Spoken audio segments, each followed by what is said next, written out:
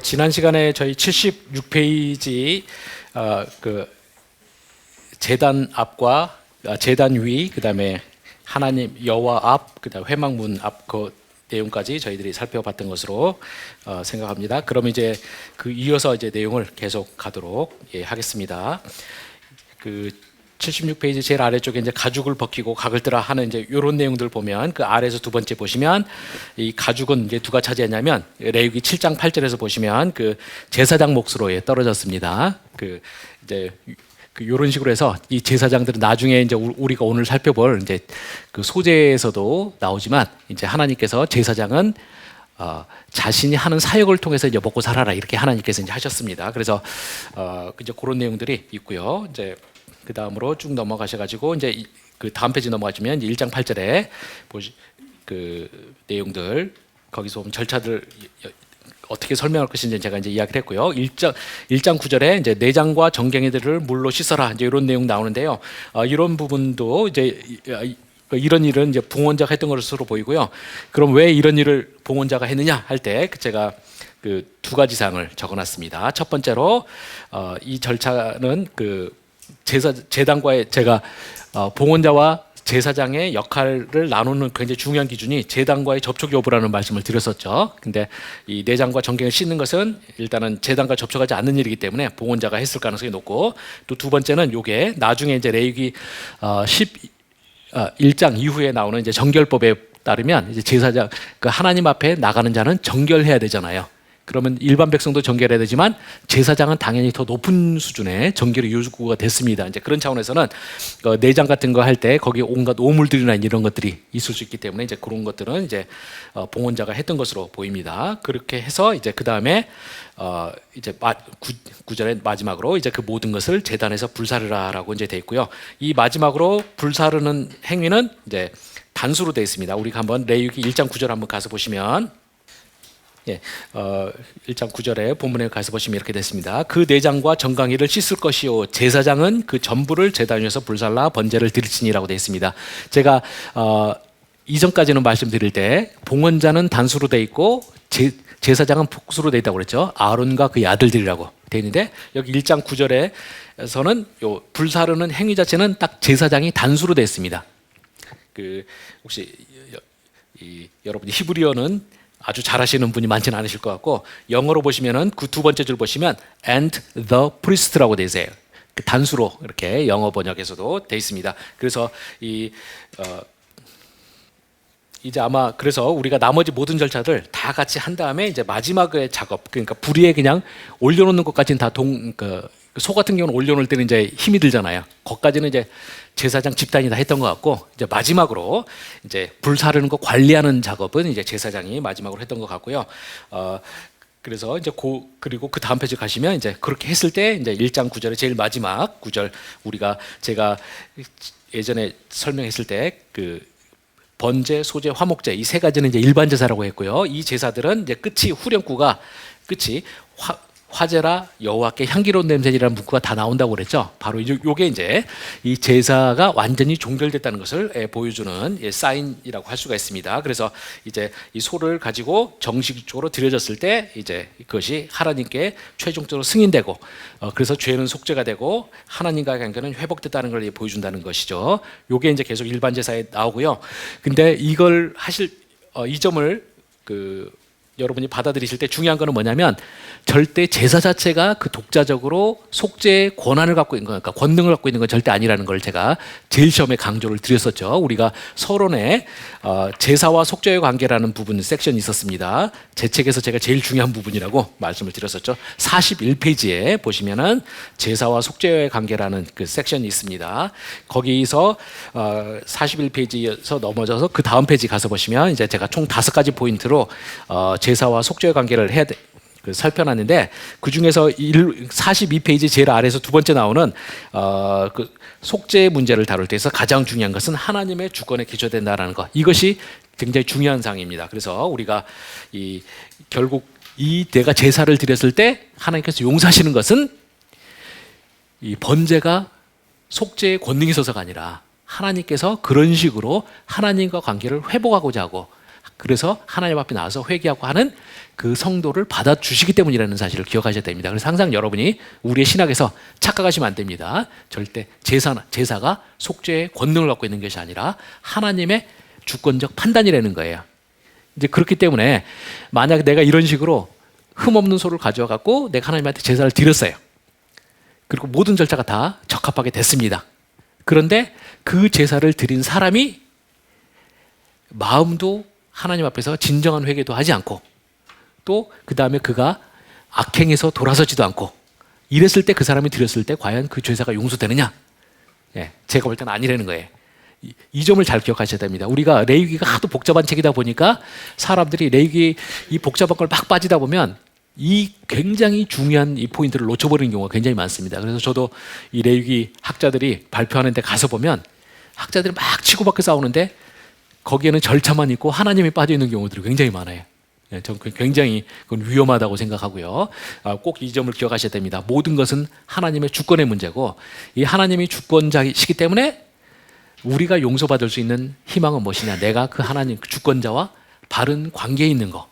이 점을 꼭 기억하셔야 됩니다. 이것이 중요하고 이 모든 것이 됐을 때 이것을 우리가 이해하기 좋게 하나님께서 그냥 번제라는 형식으로 이제 이런 것을 이제 내가 이해할 수 있도록 주신 거예요. 그래서 우리가 꼭 기억하셔야 됩니다. 그래서 제가 그 제사와 속죄 관계의 그 두 번째 포인트가 하나님의 주권 그리고 그 하나님에 대한 우리의 태도가 중요한 것이기 때문에 내가 제사를 드려도 용서되지 않을 수가 있고 제사를 안 드려도 또 속죄가 가능하다는 겁니다. 그래서 저는 구약의 성도들이 항상 제사를 가져와야지만 하나님과 관계가 회복됐다. 이것도 잘못된 생각이라는 겁니다. 그냥 없이도 충분히 구약에서도 가능했다라는 거 기억을 하셨으면 합니다.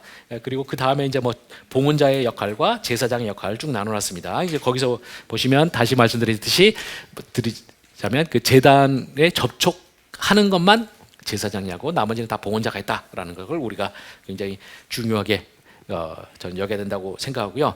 저는 요 점이 그러니까 이 제사의 봉헌자의 역할이 굉장히 크다라는 점이 저는 현대 교회의 예배에 시사해 주는 점도 좀 있다고 생각합니다. 그게 뭐냐면 우리가 제사할 때 단순히 목회자가 모든 걸 다 준비해서 처음부터 끝까지 다 해서 하는 것이 아니라 저는 평신도의 역할을 상당히 좀 부여해 주는 게 좋지 않나 생각을 합니다. 그리고 만약 이 점이 성경적인 가르침이다 그러면 저는 이 대형 교회가 안 좋은 이유 중에 하나가 저는 이걸 수 있다고 생각을 해요. 그냥 좀 작은 교회는 그 인력이 딸리고 하다 보니까 본의 아니게 많은 평신도들이 인발부가 됩니다. 그래서 되는데 대형 교회로 갈수록 시스템이 좋아요.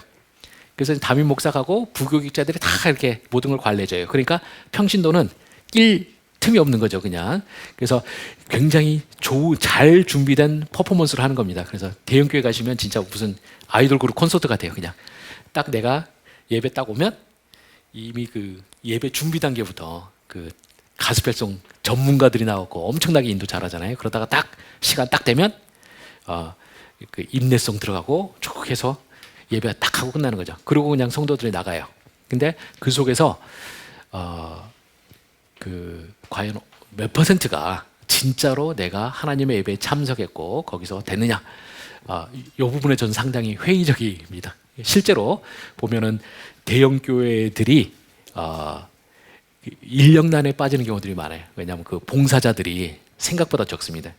왜냐하면 그 대형 교회 오시는 성도님들 중에 그냥 단순히 그 대형 교회 목사님들이 보통 대체적으로 아무래도 이제 설교도 더 잘할 가능성이 높아요. 현실적으로. 왜냐하면 작은 교회에 가시는 목사님들은 이제 여러 가지 해야 될 사역이 많고 반면에 특히 뭐 어떤 교회는 대형 교회 목사님은 같은 경우에는 그냥 아예 당회에서 목사님은 주일 설교만 잘하세요. 뭐 이렇게까지 하는 데도 있다고 그러더라고요. 그러니까 이제 시간 투자가 더 많고 하니까 인간적으로 볼 때는 더 잘할 수 있는 환경은 돼 있는 거죠. 근데 그런 데 가서 그냥 자기가 헌금을 마치 아이돌 그룹 콘서트 티켓 내듯이 내고 설교 딱 듣고 오늘도 퍼포먼스 괜찮았다 이러고 집에 가는 거죠. 근데 이런 일이 벌어질 수가 있고요. 저는 그 속에서 과연 진짜로 진정한 의미에서 영적 교류가 이루어지느냐, 저는 여기에 퀘스천 마크를 좀 갖게 되는 경향이 있습니다. 그래서 저는 제가 우리 학생들한테도 그러고 예, 전 평신도 분들에게도 저 뭐라면 될 수 있으면 작은 교회 가서 신앙생활 하시라고 저는 이제 말을 많이 하고요. 실제로 이런 걸 이제 평신도들 중에 그 제가 볼 때는 잘못된 태도를 가지고 그 예배에 참석하는 경우도 있다는 걸 느끼는 것 중에 하나가 뭐냐면, 제가 요즘에도 다니는 이제 교회가 제가 이렇게 말은 이렇게 해놓고 저는 큰 교회 갑니다. 왜 큰 교회를 가느냐? 이유는 딱 하나예요. 그 신학자가 작은 교회 가서 딱 하면 목사님들이 되게 부담스러워해요. 그래서 저희 예전에 스승님들 말씀하실 때는 어떻게 담임 목사님 신학 교수는 교회 가기도 힘들어 갖고요. 교회 딱 우리 교단 교회 특히 딱 가면 예배가 끝나고 나서 담임 목사님 와서 교수님 오셔서 감사합니다. 근데 다음 주부터는 오지 마세요. 이런 데는 저 스트레스 받아요. 이제 이런 데는 거죠. 이제 그래서 제가 할 수 없이 부득이하게 제가 어디 설교 가거나 이러지 않으면 이제 그냥 대형교회 가요. 그냥 지금 그래서 우리 아내가 저걸 둔 교회 이제 가는데, 그 교회를 보면 이제 담임 목사 인력이 넘칠 것 같은데 담임 목사님 항상 봉사자 너무 없다고 하는 거죠. 딸리고요. 또 그 다음에 제가 거기 이제 주차장 들어갈 때 아무래도 이제 그 교회가 크고 사람이 많다 보니까 빨리 차요. 근데 가끔 가다가 널널할 때가 있어요.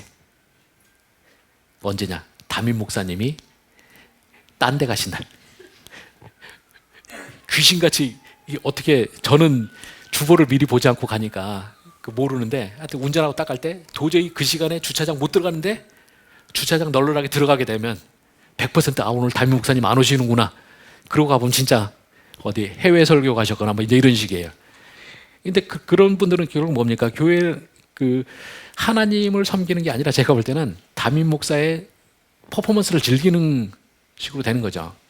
저는 그건 굉장히 위험한 거라고 생각을 해요. 우리가 결국 신앙은 담임 목사의 설교가 천국행 티켓이 되는 것이 아니라 본인이 하나님과 어떤 관계를 개인적으로 갖고 있느냐, 이게 결국 중요한 거죠. 이제 그런 면에서 저는 좀 이 예배 차원에서 이 그 제사 신학이 가르치는 것 중에 하나는, 저는 평신도들이 좀 더 많이 예배에 좀 더 주도적으로 참여할 수 있는 기회를 그 목회자들이 만들어주는 것도 중요한 것 같고, 또 평신도들 자신들도 자신이 단순히 아이돌 그룹 콘서트 가듯이 예배 드리는 것이 아니다. 자기가 여기에 자신의 모든 영과 육이 다 거기에 그 인발부되는 것이다라는 걸 좀 생각을 하는 것이 중요하지 않겠나 생각을 합니다.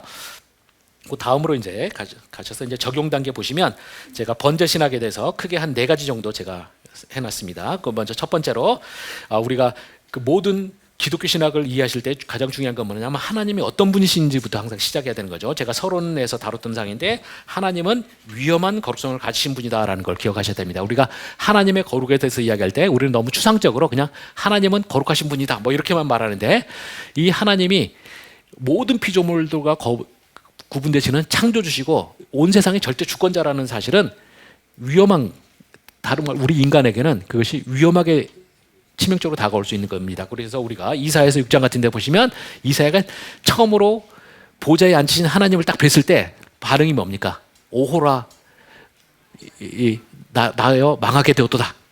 내가 입술이 부정한 자로서 입술이 부정한 백성 중에 거하면서 만군의 여호와를 배웠음이로다 하는 거예요. 그래서 우리가 하나님이 우리를 굳이 협박하려고 하시는 것도 아니죠. 거기서도 하나님께서 이사야에게 일시키기 위해서 만나신 거예요.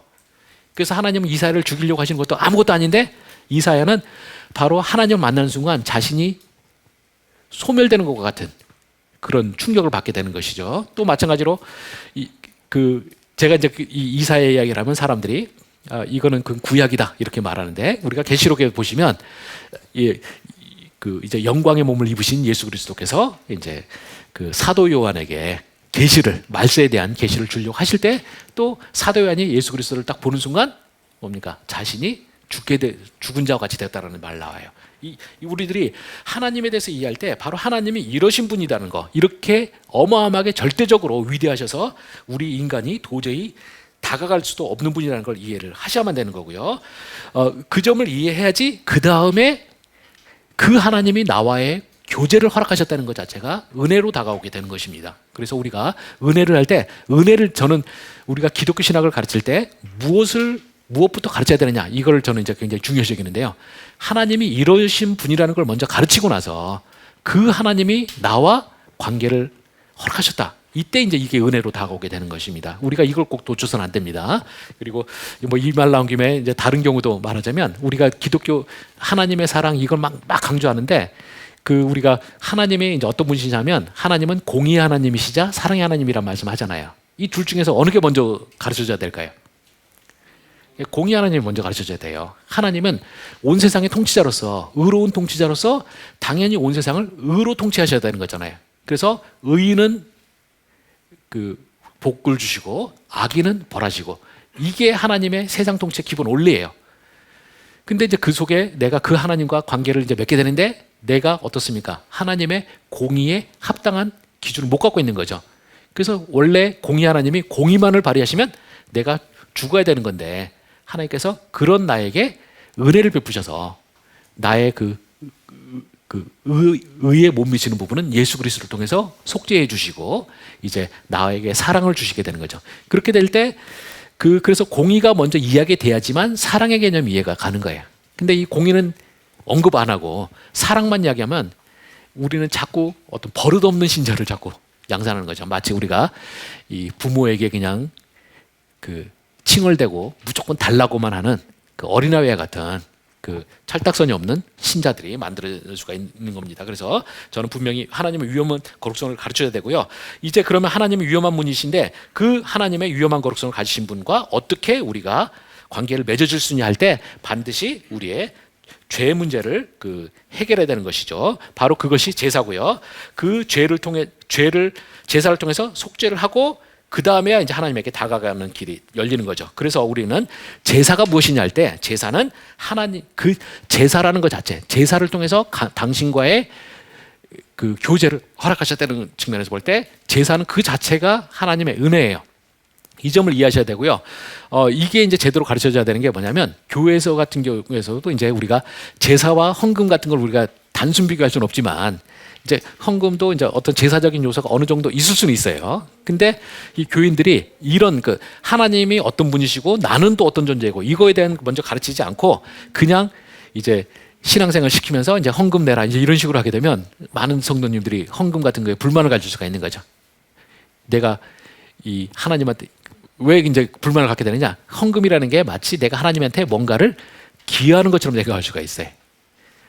그래서 내가 그냥 그렇게 이제 헌금의 성격에 대해서 착각을 하게 되면 어떻습니까? 가끔가다는 이제 자기가 헌금도 내고 열심히 신앙생활을 했는데 하나님 별로 자기 안 도와주는 것 같으면 기도하면서 하나님한테 이러는 거죠.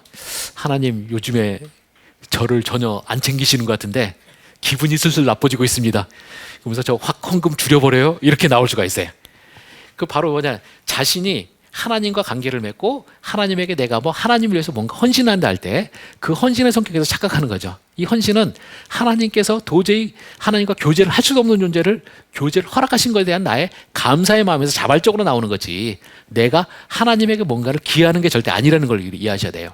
바로 요 점을 놓쳐버리면은 우리는 절대 신앙인으로서 행복한 신앙생활을 할 수가 없습니다. 바로 우리가 그래서 첫 번째로 하나님이 어떤 분이신가부터 반드시 시작해야 된다는 것을 이 제사 신학이 가르친다라는 거고요. 이제 두 번째로 우리가 내가 하나님에게 나가게 됐는데, 그때 하나님에게 나가게 된 것은 흠없는 재물이 귀하고 흠없는 재물이 죽은 거예요. 그것을 통해서 내가 다가가게 된 거고요. 그러면은 뭐냐? 바로 하나님의 교제에는 내가 나를 위해서 대신 죽은 존재가 있다라는 것을 꼭 기억을 해야 됩니다. 그래서 바로 그 존재의 희생을 통해서 내가 이제 하나님과 관계를 맺게 됐다는 걸 이해해야 되고요.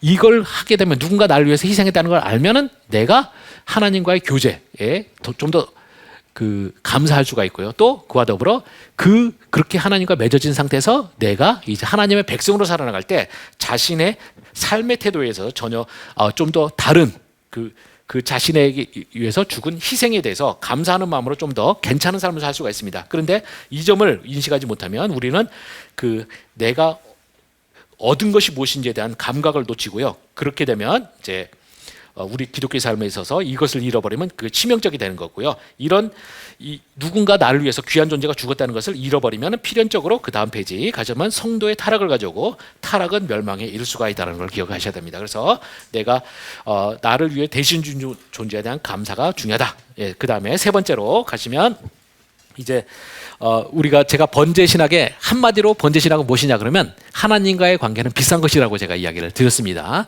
그렇게 되면 이 관계가 귀한 것이다라는 걸 이해를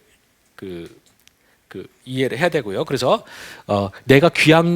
이 관계가 귀한 것이다 그러면 내가 귀한 것을 얻었을 때 여기에 대해서 내가 그것을 좀 더 소중히 여기게 되잖아요. 그래서 이 점을 우리가 이해하시는 것이 좋고요. 그 다음에 네 번째로 흠없는 짐승에 대해서 지난주에 이제 지난 시간에 강조했던 것이 바로 이 흠없는 짐승은 단순히 재물의 요건이 아니라 원래는 성도가 갖춰야 될 하나님 앞에서 갖춰야 될 모습이라는 거죠. 성도가 하나님 앞에서 영적, 윤리적으로 흠이 없는 존재가 되어야 된다는 것을 보여준다라는 겁니다. 그래서 우리가 이제 그 점을 기억해야 되고요. 그래서 이제 그것이 이제 그 구원론적으로 따지면 이제 성화의 삶을 사는 것이라는 개념으로 우리가 갈 수 있고요. 그래서 우리가 만약 내가 성화의 삶에 대한 충동이 내 마음속에 없고 계속적으로 죄에서 뒹굴게 되면 그것은 정말로 우리가 돼지 목걸이를 목에 건 돼지처럼 될 수가 있다라는 것을 우리가 기억하셔야 됩니다. 그리고 그래서 저는 이 점이 그러니까 우리가 성화가 중요하다는 것은 뭐로 연결시킬 수 있냐면 제가 볼 때는 우리 21세기 기독교가 그러니까 20세기의 기독교가 잘못 가르치는 상당히 많이 잘못 가르쳤던 것 중에 하나라고 생각합니다. 그래서 기독교에서는 우리가 지난 시간에도 말했던 것처럼 칭의와 성화 중에서 칭의에 너무 이제 초점을 맞춰갖고 막 이제 가르친 거예요. 성화는 좀 충분히 못 가르쳤고요. 그러다 보니까 이제 어떤 착각을 하느냐? 우리가 예수 그리스도를 믿기만 하면 되고 행위는 우리 구원에서 본질적이 아니다 이렇게 많이 생각을 했습니다. 그런데 이것은 굉장히 위험한 거라는 겁니다. 제가 저번 시간에 하도 여러 군데서 제가 비슷한 강의를 해가지고 헷갈리는데요. 요거 제가 설명 안 했었죠. 구원론 가지고 이 구원론을 가지고 하자면 우리들이 이 점에 대해서 우리가 분명하게 교통 정리를 해야만 됩니다. 우리가 구원론에 대해서 이제 믿음과 행위의 문제, 항상 우리 교회에서 가장 큰 이슈예요, 사실. 그런데 이때 그 믿음과 행위가 무엇이냐 할 때 이것을 이제 알시 스프롤이라고 최근에 돌아가셨던 이제 그 20세기의 제일 중요한 이제 개혁주의 신학자 중에 한 분이 계십니다. 이 알시 스프롤은 원래는 본인이 학자로서의 삶을 계속 살기를 원했는데 이제 어느 날 생각해 보니까 자기가 신학을 배우면서 소위 이제 그 칼빈의 전통을 따르는 이 시스템을 개혁주의라고 하는데요. 이 개혁주의 신학을 쫙 배우고 나니까 이제 너무 좋은 거예요, 자기가. 근데 그렇게 이게 너무 좋다 보니까 안타까움이 들었어요. 그 뭐냐면 이 개혁주의가 너무 좋은데 보통 교회에서 개혁주의는 잘 가르쳐지지 않고 이제 신학교에서만 신학적 논의에만 끝나는 경우들이 많았던 거예요. 그래서 이제 알시 스프롤이 나는 내가 신학자로 삶을 사는 것이 아니라 이제 개혁주의의 전도사가 돼야겠다. 그래서 이것을 평신도들에게 최대한 쉽게 가르쳐야겠다라고 하시면서 이제 이분이 삶을 헌신하셔가지고 이제 20세기에 굉장히 중요한 기여를 하셨고요. 그래서 뭐 결과적으로는 가장 20세기의 가장 유명한 신학자 중에 한 분이 되셨죠.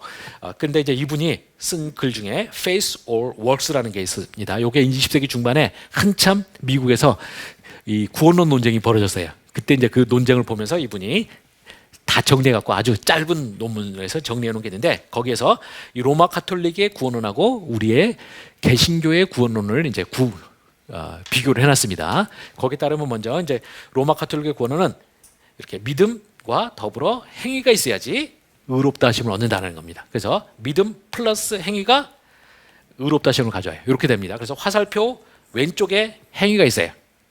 이 점을 잘 이해하시는 게 중요하고요. 자, 여기서 우리가 종교개혁, 마르틴 루터가 했던 게 무엇이냐? 바로 이거를 지운 거죠. 여기에 절대 행위가 있어 우리가 의롭다 하심을 얻는 데 있어서 행위가 있어서는 안 된다. 오직 믿음으로만 구원 얻는다. 이걸 한 게 우리 종교개혁입니다. 그래서 여러분이 여기 화살표 왼쪽 편에 믿음 외에 그 어떤 것을 놓는 모든 것은 다 우리 개신교가 아니에요. 이 점 분명히 이해하셔야 되고요. 이제 요걸 계속 가르치죠. 근데 이 가르침 자체는 맞는데 이 가르침을 계속 가르치다 보니까 이제 어떤 위험이 있느냐? 우리 개신교에는 그러면 우리 구원론에는 행위가 있느냐 없느냐 할 때 이것을 잘 설명 못하는 경우들이 많아요. 자, 우리 개신교 구원론에 행위가 있을까요, 없을까요? 예, 있어야만 되겠죠. 그럼 행위는 어디 있겠어요? 예, 바로 그 다음 페이지 가서 보시면 이제 여기에 우리가 되는 겁니다. 그래서 이렇게 되고요. 자, 믿음, 오직 믿음으로 우리는 의롭게 되고요. 의롭게 되는데 거기서 끝내는 것이 아니라 의롭게 된다면은 우리가 행위가 따라 나오게 됩니다. 근데 이 행위는 잘 구분하셔야 되는 게 뭐냐면 하나님 앞에 구원 얻는 조건으로서 행위가 아니고요. 예. 조건으로서 행위가 아니라 구원의 열매로서의 행위예요. 내가 구원 얻었다는 증거 또는 열매로서의 행위라는 겁니다. 이게 반드시 있다는 거고요. 이것이 제가 지난 시간에 이거를 갖고 설명할까 말까 하다가 그냥 갔는데 우리가 우리 개신교 구원을 정확히 아셔야 됩니다. 구원의 서정이 있고요. 이게 보통은 뭐 학자마다 조금씩 틀리긴 한데 보통은 9단계로 하는 것이 이제 표준입니다. 표준에 따르면 이제 이렇게 됩니다. 첫 번째가 소명, 두 번째가 중생, 세 번째가 회심, 네 번째가 이제 믿음을 갖게 되는 거죠. 그래서 내가 하나님의 부르시고 내가 그런 거듭남을 입고 내가 죄에서 이제 그 죄짓던 마음에서 돌아서 회심하게 되고요. 그 다음에 이제 믿음을 갖게 돼요. 그러고 나면 이제 하나님께서 나를 의롭다고 칭해 주시는 겁니다. 요게 다섯 번째예요. 근데 요 칭의에서 정확히 하셔야 되는 게 뭐냐면 칭의는 소위 법정적 개념이라는 표현을 씁니다. 이 법정적 개념이라는 건 뭐냐면 내가 의롭게 진짜로 나 자신이 의롭게 된 게 아니에요. 단지 내가 이제 만약 살인자였다 그러면 있잖아요. 내 살인죄였던 그 죄가 그대로 있어요. 근데 그 죄를 법정적으로는 네가 이제 죄값을 네가 치를 필요는 없다라고 이제 선언해 준 겁니다. 그래서 내가 원래 살인자고 원래 성격도 나쁘고 폭력적이고 막 이런 존재였어요. 근데 갑자기 내가 이런 그 앞에 있는 네 단계를 거치니까 하나님이 오케이 내가 너를 이제 의롭다고 해주마 되는 거죠. 근데 의롭다고 됐지만 여전히 나에게 과거의 죄성이나 이런 부분이 있는 것이죠. 그래서 이 법정적 개념은 바로 그겁니다. 내가 진짜로 본질적으로 의로운 존재가 된 것이 아니라 이제 법정적으로만 그렇게 된 거예요. 그러고 나면 이제 여섯 번째가 양자됨이 됩니다. 내가 이제 하나님의 아들로 입적이 됐어요. 이것도 법정적이에요. 왜냐하면 내가 어렸을 때부터 쭉 그런 존재가 돼 있는 것이 아니라 그냥 갑자기 내가 그냥 사탄의 자식이었다가 갑자기 이제 하나님의 아들로 입적이 된 거예요. 그렇지만 여전히 나는 사탄의 아들이었을 때 했던 그런 어떤 본성들이 아직 이제 남아 있는 것이죠. 그렇게 돼서 여기까지 되고요. 보통 교회에서 많이 20세기의 교회가 했던 게 5번, 6번에서 끝나버린 경우들이 많아요. 이 점이 이제 불행인 거고요. 그럼 하나님께서 나를 법정적으로만 의롭다 하고 그 상태로 나를 천국에 가게 하시느냐? 그게 아니라는 겁니다. 이제 하나님께서 나를 이렇게 법정적으로 인정하신 나를 이제 어떻게 되느냐? 일곱 번째 단계가 성화의 과정 겪어요. 바로 뭐냐? 내가 단순히 법정적으로만 의로웠던 존재를 진짜로 의로운 존재로 바꿔나가시는 과정이에요. 그것이 내 삶에서 구원에 있고요. 이 성화의 과정이 바로 우리가 구원의 열매가 맺어지는 과정입니다. 위에서 말했던. 그래서 내가 구원 얻은 사람은 분명히 내 마음속에 하나님의 거룩을 닮아가려는 충동이 생기고요. 그래서 이렇게 이 충동이 자꾸 나를 이제 바꿔나가는 과정이 생기게 되는 것이죠. 그렇게 되고 성화가 되고 제가 지난 시간에도 말했던 것처럼 이 충동이 되는데 이 충동, 성화의 충동, 그 다음에 성화의 과정은 실패하느냐 할 때 조직신학에서 가르치는 것은 실패하지 않는다는 거예요. 바로 이 실패하지 않는다는 개념이 뭐냐? 바로 성도의 견인이라는 개념입니다. 바로 하나님께서 우리로 하여금 견디게 만드시는 거예요. 이렇게 되고요. 이렇게 견디게 만드는 것은 이미 처음에 부를 때부터 결정되어 있다고 했죠. 그래서 유효적 소명이라는 개념 한다고 제가 말씀을 드렸습니다. 그래서 8번까지가 우리가 이 땅에서 경험하게 되는 일입니다. 그래서 하나님의 성도들은 바로 이 일을 위해서 내가 걸어가게 되는 거예요. 그리고 나는 여기서 믿음의 선한 싸움을 싸우게 되고요. 그러고 어느 단계 되면 내가 죽겠죠. 죽고 나면 마지막으로 하늘나라에서 완성되는 것이 바로 영화입니다. 바로 내가 그때 가서 영광의 몸을 입고 이제 거룩하신 하나님과 내가 아무런 막힘이 없는 교제를 누리게 되는 겁니다. 이제 그것이 바로 우리 구원원이 가진 그 가르침이 되는 것이죠. 예, 그래서 우리가 이제 이거를 반드시 이해를 하셔야만 되고요. 그래서 이 가르침은 제가 지난 시간에 설명했던 것처럼 에베소서 1장 4절에 있는 것처럼 이미 이 가르침은 나중에 가서 어떻게 되는 것이 아니라 또는 하나님이 그냥 어느 기간 중간에 갑자기 뜻을 바꾸신 것이 아니라 에베소서 1장 4절에 가르치는 게 뭡니까? 창세전에 이미 이렇게 하기로 예비하셨다는 거죠. 그래서 내가 구원 얻은 사람은 거룩하고 흠이 없게 하시려고 나를 이미 선택하셨다고 됐고요. 그래서 내가 그런 삶을 살게 되게 된다는 걸 이해하셔야 되고요. 이 요구는 성경에 많은 곳에 나타납니다. 우리가 페이지상으로 그 81페이지 가서 이제 보시면은 이제 우리가 아브라함 이야기에서도 이 점을 잘 기억하셔야 됩니다. 저는 아브라함 언약 많이 들으셨을 거예요. 이 아브라함 언약에 대해서 굉장히 저는 신학교에서도 잘못되는 가르침 중에 하나가 뭐냐면 이 아브라함의 언약을 보통 무조건적인 언약이라고 많이 부릅니다. 그리고 여기에 대비해서 시내산 언약을 얘기해요. 그래서 시내산 언약은 조건적 언약이라고 이제 보통 이야기를 해요. 왜냐하면 하나님께서 율법을 주셨잖아요. 그래서 율법을 잘 지켜야지 내가 이제 구원 얻는다 이렇게 말했다는 거고, 아브라함 언약은 이제 무조건적 언약, 조건을 요구하지 않으셨다는 거예요. 그리고 여러분이 이제 많이 들어보셨을 겁니다.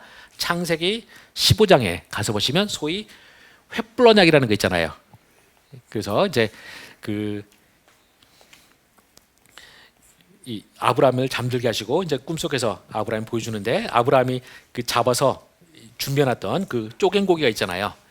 쪼갠 고기가 있고 여기에서 아브라함의 꿈속에서 이제 하나님께서 횃불의 모양으로 나타나셔가지고 이렇게 지나가시면서 아브라함에게는 지나가게 요구지 않으셨다는 거죠.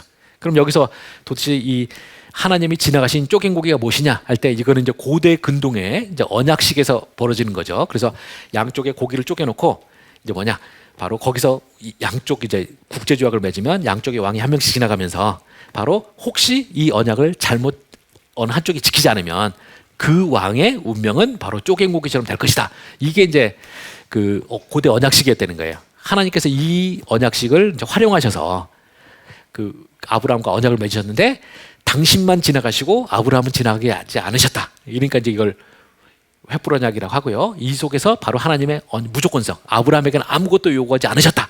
이걸 너무 강조해요. 신학교에서도 가르치고요. 막 하는데 저는 이거야말로 성경을 가장 잘못 가르치는 예 중에 하나라고 생각을 합니다. 왜냐하면 아브라함의 언약은요 15장만으로 되어 있는 것이 아니라 15장 플러스 17장이 아브라함 언약의 패키지예요. 그럼 17장은 뭡니까? 할례 언약이에요. 이 두 개가 합쳐서 하나고요. 그럼 할례 언약 본문인 17장 1절에서 가서 보시면 이렇게 되어 있습니다. 아브라함이 99세 때에 여호와께서 아브라함에게 나타나서 그에게 이르시되 나는 전능한 하나님이라 너희는 네 앞에서 행하여 완전하라. 완전하라는 표현 나오죠. 제가 흠없는 이라는 단어가 그거라고 했지 않습니까? 히브리를 읽으실 수 있는 분은 여기 보이실 겁니다. 저기 히브리어 여기 그 17장 1절에 마지막 절에 나오는 단어가 끝이 탐임이라는 단어예요. 바로 우리가 지금까지 논의했던 바로 그 단어입니다. 바로 하나님께서는 아브라함이 아직 신앙이 부족할 때 초신자쯤에 가서 당신께서 내가 이 모든 것을 내가 책임지겠다 이런 차원에서 횃불 언약 좀 분명히 이야기하셨습니다. 근데 이제 아브라함이 좀 신앙의 연륜이 좀 생기니까 99세니까 아브라함 75세 때 부름받고 이제 99세는 이제 한 24년 됐잖아요. 그러니까 굳이 교회로 말하면 초신자가 이제 장로쯤 됐을 때 하나님께서 요구하신 게 뭐냐? 너는 네 앞에서 행하여 완전하라라고 하나님께서 요구하셨다는 겁니다. 그리고는 이제 거기에 따라서 기초적으로 새로 언약을 맺으셨어요. 그러면 바로 할례 언약에 너는 내 앞에서 행하여 완전하라는 건 뭐냐? 바로 하나님의 조건성이 있어요. 그래서 성경적 진실은 뭐냐면요. 하나님의 모든 언약은 무조건성과 조건성의 결합이에요. 이 점을 반드시 여러분이 기억하셔야만 됩니다. 그리고 이 무조건성과 조건성이 굳이 우리 구원론적으로 나르면 무조건성이 좀 칭의와 좀 관련되는 거. 하나님께서 당신의 은혜로만 이제 구원하시는, 그러니까 그가 뭐죠? 오직 그러니까 하나님의 은혜에 대한 믿음으로서 이제 구원 얻는 거고요. 조건성이 성화 부분이라고 이렇게 이야기할 수가 있는 것이죠. 여러분 이 점을 분명히 아셔야 돼요. 그리고 이걸 이해하고 나시면 신의 산 언약 부분도 이해하는데요. 이해가 될 수 있는데 신의 산 언약을 조건적 언약이라고 하는데 사실은 이 신의 산 언약도 잘 생각하셔야 돼요. 신의 산 언약을 그러니까 이스라엘 백성들이 출애굽한 것은 신의 산 언약 이전입니까? 이후입니까? 이전이에요. 이미 이스라엘 백성은 하나님의 구원을 경험한 상태에서 언약을 맺게 됩니다. 그래서 구약에서 행위가 그러니까 율법을 잘 지켜야 구원 얻는다는 건 사실은 거짓말이에요. 하나님의 구원이 먼저 있고 하나님의 구원과 은혜가 먼저 베풀어지고 그 사람들과 하나님이 그 너희들이 나와 언약을 맺으면 너희들이 나와 내 뜻대로 살아야 된다. 이걸 하신 게 되는 겁니다. 그래서 아브라함 언약과 똑같은 성격을 가져요. 순서가 이렇게 되고요. 이걸 이해하셔야 되고요. 이걸 이해하시면 또 이제 뭐를 알 수 있느냐? 우리가 그럼에도 불구하고 여전히 율법의 행위가 있잖아요. 뭐 이렇게 말할 수가 있어요. 제가 거기서 말씀드리자면요. 이렇게 볼 수가 있습니다. 신의 산 언약이 출애굽기 19장부터 24장이에요. 그래서 신의 산 언약 맺은 다음에 첫 번째 사건이 뭡니까, 여러분? 예. 네. 그 황금송아지 사건이죠. 그 황금송아지 사건 났을 때 모세가 산에서 내려와서 어떻게 합니까? 그죠? 율법을 다 종합한 그 집대성한 그 십계명으로 압축된 그 십계명을 기록된 돌판을 깨버리잖아요. 이 십계명 돌판을 깬 사건이 뭐겠어요? 뭘 상징하겠습니까? 요한 켈빈이 뭐라고 했느냐? 만약 그 언약을 결혼이라고 하면요, 돌판을 깨버린 사건은 결혼 서약서 찢어버린 사건이에요. 이 결혼은 무효다 이렇게 된 거예요. 그러니까 뭐냐? 바로 그 돌판을 깨버린 사건을 통해서 하나님과의 언약은 파기된 거라는 거죠. 그러면 파기된 것으로 끝났느냐? 그렇지 않죠. 모세가 중보기도 하고 또 하나님의 깊은 숨은 은혜가 있어가지고 그것을 통해서 이제 다시 그 34장 그 10절에서 보시면 한번 출애굽기 34장 10절을 가서 보시면 그 황금송아지 사건이 끝날 때 이렇게 됩니다. 출애굽기 34장 10절 보시면은 여호와께서 이르시되 보다 내가 언약을 세우나니 곧 내가 아직 온 땅 아무 국민에게도 행하지 아니한 이적을 너희 전체 백성 앞에서 행할 것이라. 내가 머무는 너희 백성이 이렇게 쭉 나옵니다. 여기서 보시면 언약을 돌판을 깨버렸는데 다시 언약이 맺어져요. 그리고 하나님이 돌판을 다시 주시죠. 그래서 한번 깨졌던 결혼인데 굳이 말하자면 재혼이 이루어진 겁니다. 근데 이 재혼이 이루어졌고 이 재혼은 뭐겠습니까? 순전히 하나님의 은혜에서 된 겁니다. 그래서 제가 요게 이제 박사 논문이 제 황금송아지하고 성막인데요. 그래서 제가 감히 교만을 떨자면 성막과 황금송아지에 대해서는 제가 세상에서 제일 많이 아는 사람 중에 하나라고 단언할 수가 있습니다. 근데 여기서 제가 그 주석을 보다 보니까 어떤 주석가가 말하기를 뭐냐면 절대 이스라엘에서 조건적 언약이라는 건 존재하지 않는다는 겁니다. 혹시 신의 산 언약이 조건적 언약이었다 그러면 그 언약은 맺어진 첫 순간에 깨져버렸고 새롭게 34장에서 새롭게 맺어진 언약은 하나님의 은혜에 의해서 세워진 은혜의 언약이라는 말을 이제 해요. 저는 그 견해에 전적으로 동의합니다. 그래서 우리가 정리를 하자면 뭐냐면 성경의 언약은 전부 다 무조건성과 조건성이 결합되어 있어요. 무조건적으로 일단 기본적으로 하나님께서 당신의 백성을 어떻게든지 구원하게 만드시겠다는 하나님의 무조건적인 약속이 바탕에 깔립니다. 근데 그럼 하나님의 이 무조건적인 언약을 받아들인 사람들은, 그러니까 받은 사람은 어떻게 되느냐? 내가 이 땅에서 살아난 동안 하나님의 말씀, 계명대로 사는 삶을 살도록 돼요. 이게 성화되는 거죠. 이것이 조건성이 되는 겁니다. 이 두 가지가 내 삶에 어떻게 나타나느냐? 이거는 하나님의 신비적인 부분도 있고요. 하지만 어떤 식으로든지 결국 성도의 삶에는 성화 부분이 같이 나타나게 돼 있다는 걸 꼭 여러분이 이해를 하셔야 됩니다. 그런 내용을 제가 여기 쭉 써놨고요. 이런 요구는 아브라함에게만 주어진 것이 아니라 신명기 18장 13절에 가시면 이스라엘 백성 전체에게도 나옵니다. 그래서 너희는 내 앞에서 행하여 완전하라라는 말씀이 다시 나오고요. 이 요구는 그러면 구약에서만 끝났느냐? 아닙니다. 새 언약에도 역시 여전히 적용됩니다. 그래서 우리가 신약에서도 성도들이 착각하시면 안 되는 게 신약에서 오직 예수만 믿으면 구원 얻는다 이게 아니고요. 그렇게 구원 정말 받은 성도는 하나님께서 거룩한 삶을 살도록 만드세요. 우리는 여러분이 진짜 하나님의 구원을 받은 사람이면 하나님께서 성화의 길을 가게 하시는 그 속에 여러분이 계시다는 걸 아셔야 되고요. 그래서 신약 성도에게도 이 동일하게 이 언약의 조건적인 부분이 작동하게 됩니다. 그래서 마태복음 5장 48절 같은 본문 보시고 베드로전서 1장 15절 나옵니다. 한번 보겠습니다. 베드로전서 1장 15절. 예. 베드로전서 1장 15절 말씀이 너희를 부르신 거룩한 이처럼 너희도 모든 행실에 거룩한 자가 되라. 16절 기록됐을 때 내가 거룩하니 너희도 거룩할지어다 라고 되어 있습니다. 여기서 내가 거룩하니 너희도 거룩할지어다 이 부분이 어디 나오는 구절이냐?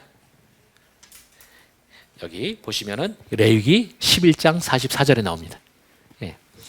그래서 결국 옛 언약의 요구가 새 언약에도 동일하게 적용되는 걸 아셔야 됩니다. 절대 새 언약이라고 해서 이게 달라진 것이 아니라는 걸 아셔야 돼요. 그래서 모든 언약은 무조건성과 조건성을 띈다라는 걸 꼭 기억을 하셔야만 되고요. 이 점을 이제 우리가 이해하게 되면 어떻게 되느냐? 신약에서도 당연히 우리가 되게 되고요. 그 점을 이해하고 나시면 이제 또 뭐가 나오느냐? 우리가 나중에 우리가 이 어린 양의 심판보좌 앞에 설 때 우리는 어떻게 되느냐? 각 사람의 행위대로 심판하시는 분 앞에 서게 됩니다. 여러분이 딱 저기 나중에 천국 갈 때 이제 마지막 백보자 심판이라고 하잖아요. 그 자리에 여러분 다 서게 될 거예요. 우리는 모든 사람은요. 의인과 악인 다 서게 될 거예요. 그때 여러분 착각하지 마시기 바랍니다. 예수님이 여러분한테 물으실 때 네가 나만 믿느냐? 이걸 묻는 게 아니고요. 너희가 각자 어떤 삶을 살았느냐 갖고 물으세요. 여기를 조심하셔야 됩니다. 제가 이걸 하도 강조하다 보니까 사람들이 저한테 자꾸 행위공 가르친다고 하는 사람들이 있는데요. 전 절대 행위공 가르치는 게 아니에요. 저는 오직 믿음으로만 구원 얻는 거 거기 절대 변하지 않는 게 분명히 있고요. 근데 하나님이 바꿔나가시는 삶에 대한 이야기를 하는 거고요. 거기서 내가 각 사람 행위대로 이제 산다는 거 분명히 이해하셔야 됩니다. 아까 읽었던 그 본문 1장 17절 여기 16절까지 내가 거룩하니 너희도 거룩하라 하셨고 그 다음에 1장 17절 외모를 보시지 않고 각 사람의 행위대로 심판하시는 이가 너희를 부른즉 이런 너희가 나그네로 있을 때를 두려움으로 지내라 이제 이런 말씀 나오고요. 또 그 다음에 이어서 이제 이런 점을 다 이해하고 나시면 하얀 세마포 옷을 입은 자들 곧 성도들의 옳은 행실이라는 표현이 나옵니다. 계시록 백보자 심판 앞에 서실 때 잠깐만요. 계시록 19장 8절에서 보시면 여러분이 다 이제 구원 얻은 성도들이 세마포 옷을 흰 옷을 입고 설 거예요. 그 흰 옷의 정체가 뭐냐 할 때 바로 19장 8절에서 분명히 말하고 있습니다. 성도들의 옳은 행실이에요. 예. 그래서 여러분 백보자 심판 앞에서 구원 얻을 성도들은 이미 행위의 옷을 입고 서게 된다는 걸 여러분이 아셔야 됩니다. 근데 이 행위가 어떻게 만들어지느냐? 내가 힘으로 하는 것이 아니라 오직 은혜를 주시고 내 안에 하나님의 거룩을 따라가게 만드는 충동과 능력을 허락하신 분의 손에 의해서 내가 그렇게 만들어지게 되는 바로 요게 되는 겁니다. 그래서 요거를 우리가 다 이해를 하셔야만 되고요. 일단은 이렇습니다. 혹시 저기 질문 하려고 하셨던 거? 예.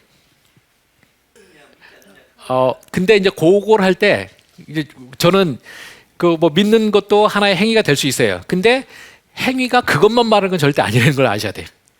그러니까 우리가 자꾸 이제 그런 말씀을 가지고 이제 오직 믿음만 그러니까 칭의만 강조하는 행위 부분을 완전히 배제한 그걸 하나의 근거 구절로 삼는데 성경에서는 그것만 행위는 그것만 포함하는 것이 아니라 다른 많은 것도 포함합니다. 일자는 저기 부자 간원이 와가지고 내가 어떻게 구원 얻겠나이까 할 때 네가 모세의 율법에 기록된 대로 행하라라는 것도 나와요. 그렇기 때문에 우리가 이제 성경을 해석할 때는 항상 그거잖아요. 우리가 성경을 총체적으로 말씀을 다 가지고 해야 된다는 거죠. 그러면 우리가 내가 어떻게 구원 얻느냐 할 때 어떤 본문은 나를 믿는 것이 구원이다. 사도 바울 서신이나 이런 데 많이 나와요. 우리가 그 부분은 부인할 수 없게 있습니다. 근데 그것만이 아니라 성화와 관련된 이 많은 구절들 우리가 삶의 모든 영역에서의 내 삶의 행위들 이것도 분명히 구원의 한 부분이라는 겁니다. 근데 차이는 뭐냐? 제가 다시 분명히 말씀드리지만 우리 조직신학에서 말하고 있는 분명히 조직신학에서 이미 다 정답을 좀 말했다고 생각하는데 그 뭐냐? 내가 구원의 조건으로서의 행위가 아니라 구원의 열매 또는 증거로서의 행위 이거라는 거죠. 이걸 잘 우리가 기억하셔야 됩니다. 이 부분을 놓치기 때문에 우리가 문제가 되는 거고요. 이 점이 여기와 관련된 우리가 많은 구절들을 그 말할 수가 있는데 그 마태복음 7장에서도 보시면 이제 산상수훈에서도 나오잖아요. 산상수훈 끝쪽에 가서 보시면 그 산상수훈에서도 보시면은 그 반석 위에 집을 지은 자와 모래 위에 집을 지은 자 나오잖아요. 거기서 다 아시죠? 우리가 반석 위에 집을 지었다는 말이 뭡니까? 옛날에는 이제 우리 신학이 좀 일천했던 시절에는 이 반석이 예수 그리스도다 이렇게 많이 가르쳤어요. 근데 분명히 7장 24절 마태복음 7장 24절을 보시면 누구든지 나의 이 말을 듣고 행하는 자예요. 행함이 반석이에요. 그리고 또 그 다음에 26절에서 보시면 모래 위에 집을 지은 것은 무엇이냐? 나의 이 말을 듣고 행하지 아니하는 거예요. 그래서 우리가 이 부분을 해야 돼요. 그래서 우리가 행위에 대한 우리 요즘에 이제 교회들이 예전에 제가 80년대만 해도요 이런 걸 가르치면 그냥 사람들이 들을 생각도 안 했어요. 그냥 무조건 다 이거는 다 행위권이다 이렇게 도매구로 넘어가 버렸어요. 근데 요즘에는 교회에서 제가 이런 걸 하면 굉장히 많은 사람들이 좀 더 우호적으로 받아들여져요. 왜 그러느냐? 그동안 교회 환경이 달라진 거죠. 한국 교회가 이제 자꾸 냄새나는 것이 되고 어떤 거룩을 상실해버리고 이런 속에서 많은 사람들이 이제 행위 부분을 고민을 해요. 그러다 보니까 이제 행위를 강조하는 것에 대해서 좀 더 귀를 기울이게 되는데 그렇지만 우리가 조심해야 되는 건 뭐냐? 행위가 아무리 중요하다 할지라도 행위가 구원의 조건으로서 행위를 이야기하면 그거는 이미 저는 성경적 가르침도 아니라고 생각하고요. 우리 개신교 가르침은 절대 아니에요. 카톨릭일 수는 있을지 모르지만 절대 개신교 가르침은 아니에요. 저는 그렇게 되면은 이미 제가 생각할 때는 성경의 바른 가르침에서 넘어간다고 생각을 합니다.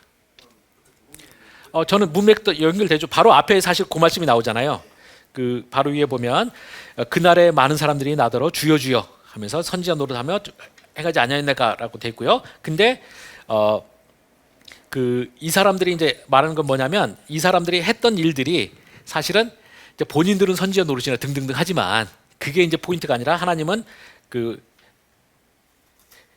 여기 이제 말고 이게 그 양과 염소의 비유 보시면 나오는데 양과 염소에서 보면은 좀 더 이제 그래서 분명하게 나오는데 거기서는 뭐냐면 율법의 다른 행위들을 포함하는 자들이 그걸 하는 자들이 양이고 하지 않고 이제 하는 자들이 이제 염소죠. 그래서 여기서 선지자 노릇하며 등등등 하는 사람들이 좀 더 염소에 가까운 사람들이에요. 그러니까 요즘으로 말하면 이렇게 말할 수 있을 것 같아요. 그냥 목사나 이런 사람들이 정말로 하나님의 목사가 해야 될 도를 지키지 않으면서 자기는 목사의 이름으로 이걸 한다고 하는 거예요. 그럴 때 그 사람들이 하는 거는 사실 예수님께서 산상수훈에서 가르치는 그 도를 행하지는 않는 거죠. 근데 이런 자들이 내가 주의 노릇으로 선지자 노릇하고 이런 걸 다 했습니다라고 할 때 예수님은 그런 사람들에게 말하기를 나는 너희들 이름도 모른다라고 하게 되는 거예요. 그렇죠? 그래서 우리가 행위 부분에 대해서 저는 좀 약간 여기서 주여 주여 하는 자들이 했던 그 이야기가 쭉 보시면은 그렇죠? 예, 여기 보면 선지자 노릇하고 귀신 쫓아내며 주의 이름으로 권능 행하는 거죠. 근데 이런 부분이랑 사실은 제가 말씀드리는 율법의 행위나 이런 거랑은 좀 차이가 나는 부분이죠. 그래서 그거를 구분하셔야만 됩니다. 그러면서 예수님께서 23절에서 그 선지자 노릇 한 사람들에게 하는 말이 그거지 않습니까?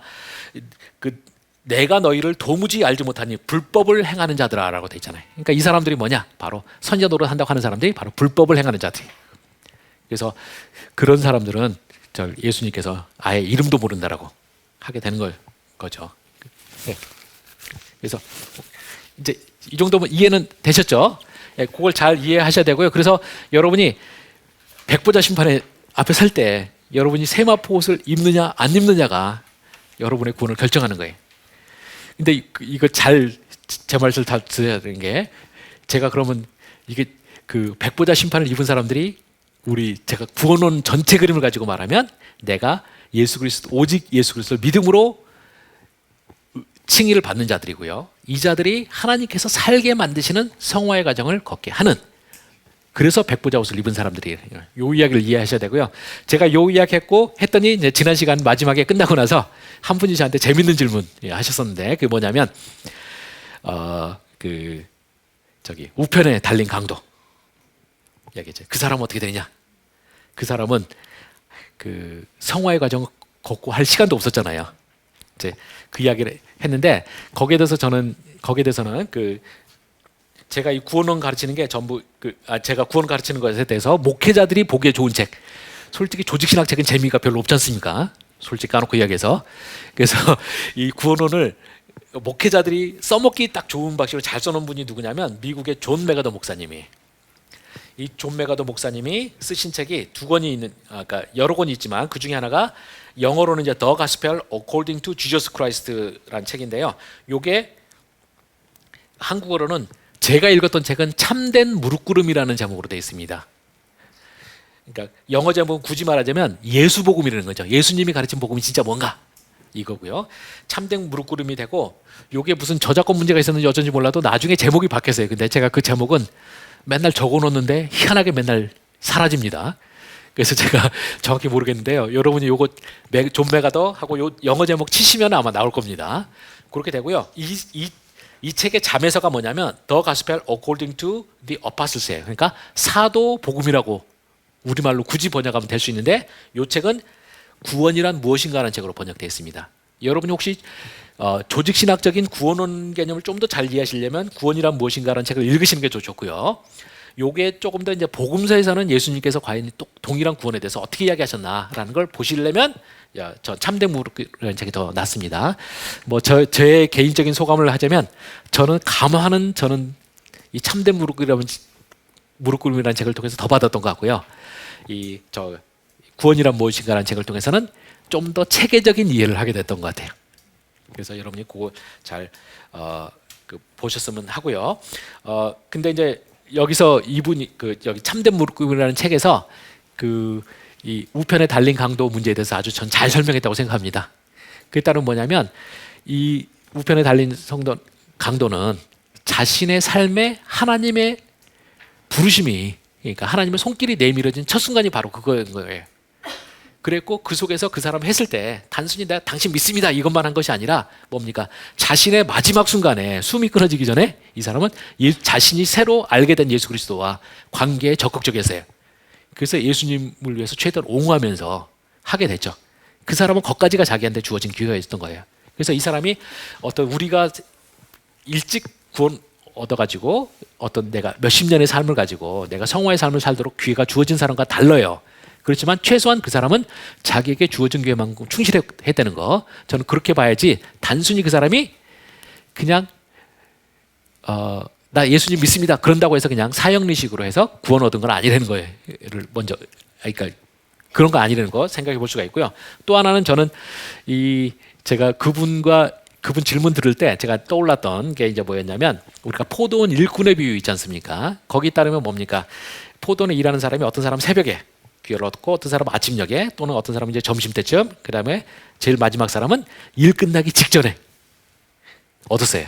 근데 그 포도원 주인이 준 값이 뭡니까? 전부 다 한 데나리온이었죠. 그랬더니 이제 새벽에 온 사람은 당연히 불만 가질 수밖에 없어요. 그래서 이 사람이 따졌더니 예수님이 나는 내가 내 선한 뜻대로 했다고 하고 너는 이제 내가 선한 뜻대로 행한 것을 악하다고 하느냐 이렇게 예수님께서 반문하시거든요. 저는 이 우편에 달린 강도는 바로 이 포도원이 문 닫기 직전에 와서 그러니까 잠깐 일하고 한 데나리온 받은 사람과 비슷하다고 할 수가 있습니다. 그래서 우리 주권자께서 저희들에게 어떤 기회를 주실지는 몰라요. 그래서 그게 중요한 게 아니고요. 단지 우리는 무엇이냐? 내가 하나님께서 나에게 기회 주시는 대로 나는 내가 그걸 받아들이고 사는 것이 더 중요한 거였죠. 이 점을 우리가 이해를 하셔야 되고요. 그래서 우편에 달린 성도도 절대 자기식의 성화의 과정을 있었다라고 저는 굳이 억지로 말하면 할 수가 있고요. 그 다음에 저는 이 모든 주권이 결국 하나님께 있으니까 저는 굳이 성화라는 걸 꼭 이야기하지 않아도 되는 거죠. 이거 조직신학적으로는 이렇게 우리가 일반론적으로 말할 수 있지만 특수 케이스라는 게 있잖아요. 그래서 특수 케이스에서 무슨 일이 일어나는지는 다 몰라요. 그래서 우린 강도는 진정한 회개가 있지 않아요. 그렇죠. 예, 그러니까 그런 게 우리들이 다 모르는 그런 부분이 있겠죠. 우리는 하나님께서 주권자가 잘못된 판단을 하셨다고는 우리는 생각하지 않아요. 이제 그런 거고요. 저는 제가 그래서 우편에 포도원에 비유할 때 저는 제가 여러분들 꼭 이 말 나온 김에 말씀드리고자 하자면 저는 이 문제를 자꾸 이제 문제 제기하시는 분들이 있어서 제가 이와 관련해서도 좀 이제 말씀드리자면요. 저는 이 문제를 이해하시려면 누가복음 15장에 탕자의 비유를 가서 여러분이 좀 보실 필요가 있습니다. 예, 여러분 탕자의 비유는 너무나 잘 아시지 않습니까? 예, 그뭐더 다 잘 알아서 제가 다 말할 필요 없는데 이 탕자의 비유는 아버지에게 아들이 둘 있잖아요. 근데 여러분이 이 탕자의 비유를 보통 우리가 보면 복음전도 설교용으로 많이 써요. 그 복음전도용으로 쓴다는 건 뭐냐면 이 두 번째 아들의 입장에서 탕자의 비유를 많이 읽습니다. 근데 여기 저는 모태신앙이고요. 또 여기도 많은 분들이 모태신앙일 거예요. 근데 모태신앙들은 이 성경을 읽을 때 큰아들의 입장에서 읽을까요? 아니면 작은아들의 입장에서 읽을까요? 네, 큰아들의 입장에서 읽어요. 저도 어렸을 때 당연히 큰아들 입장에서 읽었고요. 근데 그 맨날 어디 그 전도주의나 이런 거 하면 꼭 읽어갖고 이제 목사님 설교하시는데 설교할 때마다 저는 기분이 시원하지 않고 좀 약간 뭔가 좀 찜찜했어요. 왜냐? 우리가 그리고 또 여러분이 이해하셔야 될 게 저는 제가 내러티브 전문 학자로서 볼 때 이 본문은 전 두 가지 관점에서 읽도록 만들어졌다고 생각합니다. 첫 번째는 둘째 아들의 비유, 둘째 아들의 입장이고요. 그 다음에 나머지 하나는 큰아들의 입장에서 읽도록 돼 있다고 생각하는데요. 왜 그러냐면 우리가 앞에까지 쭉 해서 이제 그 24절까지 11절부터 24절까지는 이제 분명히 둘째 아들의 입장에서 읽도록 돼 있습니다. 근데 25절부터 딱 가서 보시면 이제 맏아들이 밭에 있다가 나오잖아요. 그러면서부터 비유의 끝까지는 큰아들 이야기만 나와요. 그리고 이제 그 큰아들은 어떤 아들입니까? 이 작은 아들이 아버지 돈 자기 유산 받을 거 다 가지고 가서 흥청망청 쓸 때 열심히 집에서 아버지 옆에서 성실하게 일을 했어요. 일을 했는데 아버지가 자기한테는 아무것도 안 해주고 이제 그 아버지 산 자기 목 다 탕진해버린 둘째 아들을 위해서 잔치한 게 성질났잖아요. 그래서 우리가 19절에서 이렇게 말하지 그러니까 그 29절부터 보면 아버지께 대답하여 이르되 내가 여러 해 아버지를 섬겨 명을 어기며거늘 내게는 염소 새끼라도 주어 나와 내 벗으로 즐기게 하신 일이 없더니 아버지의 살림을 창녀들과 함께 삼켜버린 이 아들이 돌아오매 이를 위하여 살찐 송아지를 잡으셨나이다. 이렇게 이제 큰아들이 불만했어요. 그리고 이건 상당히 여러분들이 느끼기도 정당한 불만처럼 느껴집니다. 그렇게 했더니 이제 31절에 가서 아버지가 말하기를 너는 항상 나와 함께 있으니 내 것이 다 내 것이로되 이 동생은 죽었다가 살아났으며 내가 잃었다가 얻었기로 우리가 즐거워하는 것이 마땅하니라. 이렇게 말했어요. 자, 이 말씀을 들었을 때 여러분이 큰아들로서 읽으실 때 아버지 맞습니다. 만세수를 하옵소서 이러신가요? 아니면 아버지가 말은 하니까 그렇게 생각을 하고 싶은데 뭔가 당한 것 같은 느낌, 손해본 같은 느낌이 드십니까? 그렇죠? 안 나죠? 그런데 실감이 와요. 그러니까 아버지가 옳습니다 이렇게 그렇게 그런 마음 드세요? 오케이. 이제 제가 거기에 대해서 제가 말씀드리자면 제가 예수님은 아니지만 예수님이라면 예수님이 구원에 가깝도다 이렇게 말씀하셨을 거라고 생각해요. 근데 대부분의 경우 그렇지가 못해요. 근데 저는 그렇지가 못하다고 하면은요, 제가 신학자로서 그 다음에 저의 삶의 모든 하나님과의 관계의 경험으로 말씀드릴 때 굉장히 중요한 걸 놓치고 있다고 말씀드릴 수 있어요. 구원에 대해서. 그럼 이제 뭐냐 이거를 제가 그 말씀을 드리자면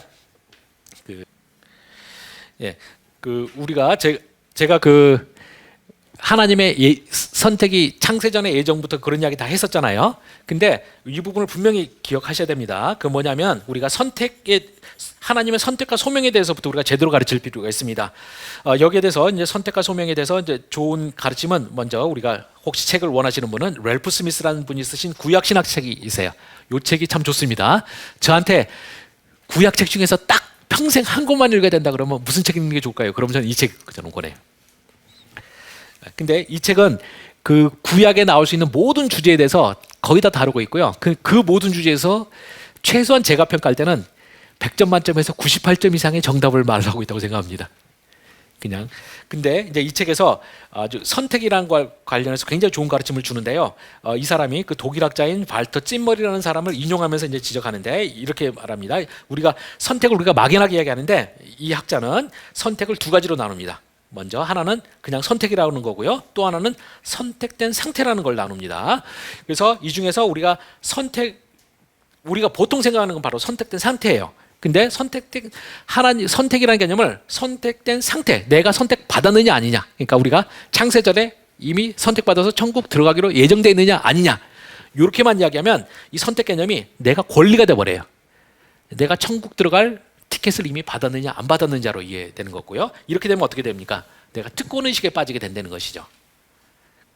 근데 이게 문제가 되는 것이고요. 그래서 구약의 이스라엘이 결국 실패한 게 뭐냐, 바로 이거예요. 우리가 하나님의 선택된 백성이라고 했는데, 선택된 백성 개념을 이미 내가 하나님께 특별한 취급받고 구원 얻었느냐 아니냐로 이제 받아들여 버리고요. 그것이 타락하게 되는 거죠. 이 타락을 가장 극단적으로 보여주는 책이 뭐냐, 요나서예요. 바로 뭡니까? 하나님께서 니느웨를 쳐서 외치라 할 때 요나가 굉장히 똑똑한 선지자예요. 여러분 다 아시죠? 요나가 왜 도망쳤습니까? 요나가 엄청 똑똑한 사람인 게요. 딱 쳐서 외치라고 하는 순간에 요나는 뭐냐? 하나님이 니느웨를 멸망시킬 생각이 없으시구나라는 걸 읽었어요. 그리고 여기까지 가면 제가 너무 길어지는데 그냥 계속 논리적으로 흐르는 대로 그냥 말씀드릴까요? 예, 요게 이제 상당히 재밌는 부분인데요. 하나님께서는 분명히 요나한테 말씀하실 때 요나서 1장 2절에서 저 큰 성읍 니느웨를 쳐서 외치라. 그 악독이 내 앞에 상달했음이라 요렇게만 말을 했어요.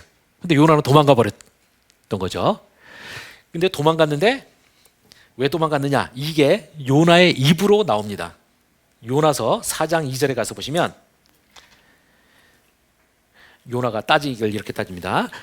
여호와께 기도하여 이르되 여호와여 내가 고국에 있을 때 이러하겠다고 말씀하지 아니하셨나이까. 그러므로 내가 빨리 다시스로 도망하였사오니 주께서는 은혜로우시며 자비로우시며 노하기를 더디하시며 인애가 크시사 뜻을 돌이켜 재앙을 내리지 아니하시는 하나님인 줄 내가 알았습니다라는 거죠.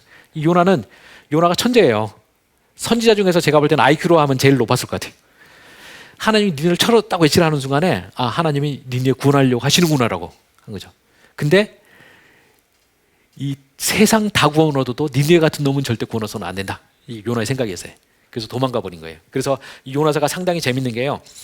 요나서 1장 2절에서 하나님께서 쳐서 외쳐라 이렇게 됐고요. 3절에서 그러나 요나가 여호와의 얼굴을 피하려고 일어나 다시스로 도망하려 하여 요바로 내려갔습니다. 됐습니다. 그래서 우리말 성경만 보면요, 그냥 하나님께서 명령하시니까 바로 요나가 도망가처럼 돼 있는데 사실은 2절과 3절 사이에 4장 2절을 끼워 넣어야 돼요.